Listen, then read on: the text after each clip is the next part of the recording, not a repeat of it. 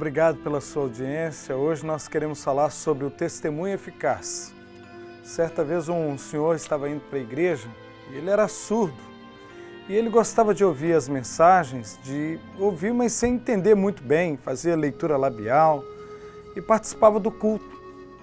E uma pessoa da vizinhança, vendo todo dia indo para a igreja, zombou dele e disse: mas como é que você vai para a igreja sendo que você não consegue entender nada? Escrevendo assim para ele, porque aquela pessoa também não conseguia falar na linguagem de Libras, que é a linguagem de surdo e mudo.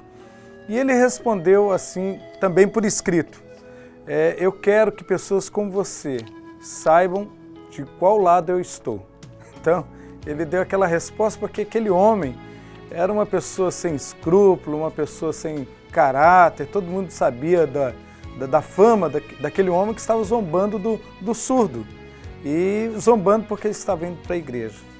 Eu tenho certeza que tem muita gente que não procura o caminho de Deus, o caminho correto, o caminho da igreja, porque muitas pessoas zombam, muitas pessoas criticam, falam: agora você virou o da Bíblia, você virou agora um crente, agora vai andar de terno, paletó, gravata. E tem muita gente para zombar. Nunca vi ninguém zombando de alguém indo para o bar, bebendo, nunca vi ninguém zombando porque usa drogas. Mas quando você quer fazer o que é correto, quando você busca algo que alimenta a sua vida, muitas pessoas vão se levantar para zombar de você.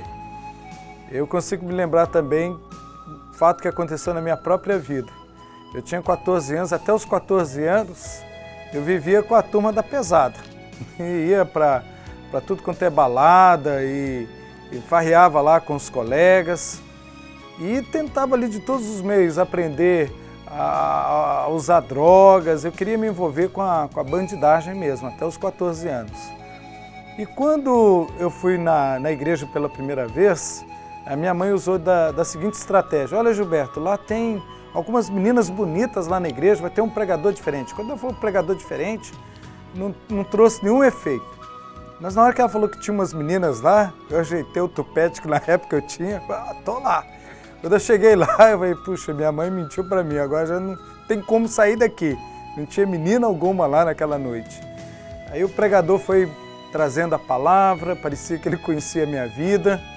Quando eu me vi, eu estava rendendo a minha vida a Jesus. E eu comecei a frequentar a igreja, e foi uma luta, a maior luta foi ir para a igreja. Eu queria ir para a igreja no domingo de manhã. Naquela época eu jogava também no Cruzeiro, lá de Belo Horizonte, treinava lá nas categorias de base e muitos colegas chamavam para jogar futebol também, domingo de manhã, sempre jogava futebol e tal.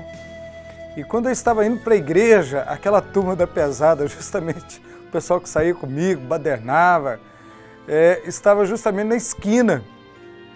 E eu disse: e agora? Com a Bíblia na mão, eu escondi a Bíblia e dei uma volta enorme. E de longe alguém perguntou: mas aquele lá não é o Gilberto? Não deve ser não, está com Bíblia. E aí eu passei lá do outro lado. E domingo após domingo eu fui fugindo daquela turma. Até que um dia o pregador, o pastor lá, leu esse texto e falou sobre esse texto aqui, que é Romanos 1,16.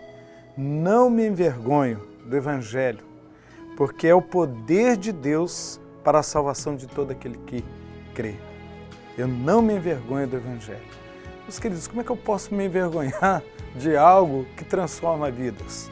Como eu posso me envergonhar de algo onde o próprio Deus se fez homem e assumiu uma cruz que era minha, para pagar os meus pecados? Ainda hoje eu sei que tem pessoas que zombam, mas a zombaria hoje é bem menor do que na época que eu tinha 14 anos. Mas ainda hoje tem pessoas que preferem zombar de quem vai para a igreja do que de alguém que está fazendo algo errado. E eu quero falar como o apóstolo Paulo: eu não me envergonho do Evangelho, porque é o poder de Deus para salvar todo aquele que crê. Meus queridos, não há nada no mundo melhor do que se aproximar de Jesus. E naquela época eu me lembro, quando eu pegava a Bíblia, eu falei assim: Senhor, não vou me envergonhar de Ti. Eu quero ter a honra de usar o Teu nome. Aí no primeiro domingo eu passei em frente àquela turma lá, que já era bem conhecida, e turma de farra, de palavrão, de briga, de confusão, nós andávamos juntos. E aí eu peguei a Bíblia e falei assim, é hoje. E quando eu passei, dito e feito, os camaradas pegaram no meu pé e disseram, agora é o pastor da igreja e tal, e começaram a zombar de mim. E eu falei assim, é isso mesmo, até logo, tal, bom dia, ainda vermelho, morrendo de vergonha. E eu falei assim, Senhor, eu quero ter o privilégio de passar vergonha e de dizer que hoje eu pertenço a Ti. E fui para a igreja e continuei indo, até que depois, mais tarde, eu vi que a brincadeira começou a parar, vi que o pessoal começou a respeitar, o pessoal começou até a pedir oração, Gilberto, ora lá por mim, e já não com zombaria. Hoje eu posso voltar lá em Belo Horizonte, e olhar os meus amigos, aqueles que se firmaram com Jesus, hoje com a vida toda estruturada, e aqueles que ficaram só na farra, só no oba-oba, com a vida toda destruída. Sempre que eu volto lá, ainda converso com eles, bato um papo com eles. Mas, meus queridos, não há nada melhor do que tomar o caminho da igreja. Às vezes a gente com aquela coisa, será que eu vou ficar com vergonha? Meus queridos, a vergonha é quando nós deveríamos sentir vergonha ou ter vergonha de fazer as coisas erradas. A melhor coisa que uma pessoa pode fazer é tomar o caminho de Deus, é andar com Jesus. Mesmo diante de tantas brincadeiras, diante de tanta zombaria, e tudo isso também passa. Muitas vezes é até um teste de firmeza, para saber se você está com convicção mesmo ou não. Você abraçou a fé mesmo ou não. Eu quero abraçar Jesus, eu quero que todos saibam qual lado eu estou. Eu quero dizer a todas as pessoas o que Jesus fez por mim, porque o que Ele fez por mim, ninguém e nada neste mundo poderia fazer. Só Jesus recuperou minha vida. Certamente, se não fosse Jesus, com certeza eu seria um marginal. Mas efetivamente, eu tive um encontro com esse Jesus maravilhoso. E por Ele, eu sou capaz de fazer tudo, porque Ele se entregou por mim.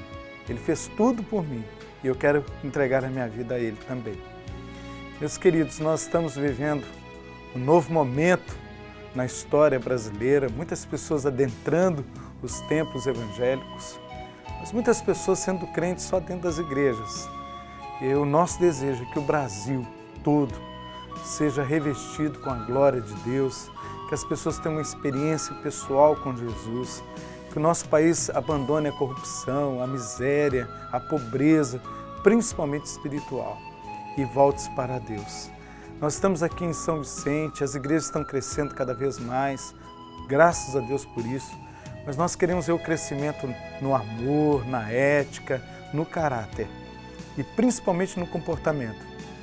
Nós desejamos que todos aqueles que são cristãos deixem de ser agentes secretos de Jesus, tão secretos que ninguém mais sabe da fé deles.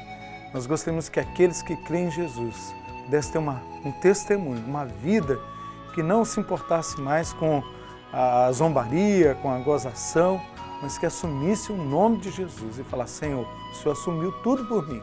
Maior vergonha foi o que Jesus passou por nós. E foi aquela cruz que não era dele, mas nossa. Ele assumiu toda a ignomínia, toda a gozação, por amor a nós. Meus queridos, nós queremos deixar essa palavra aqui para você. Não se envergonhe do Evangelho de Cristo, porque ele é o poder de Deus para salvar a sua vida. Quero orar por você. Ó Deus, obrigado pela Tua graça, obrigado, Senhor, pela Tua salvação, obrigado, Senhor, porque o Senhor não se envergonhou de nós, assumindo aquela cruz. E agora, Pai, quando nós procuramos o Teu caminho, nós erguemos a cabeça, porque o Senhor nos tirou lá da sarjeta, lá do monturo, lá da escravidão do pecado e nos trouxe para o reino do Filho do Seu amor. Senhor, levanta a Tua mão de poder sobre cada pessoa que está ouvindo, que todos possam ouvir uma boa notícia, o mais rápido possível, e entender que foi um milagre, foi o Senhor que agiu. Nós oramos em nome de Jesus. Amém.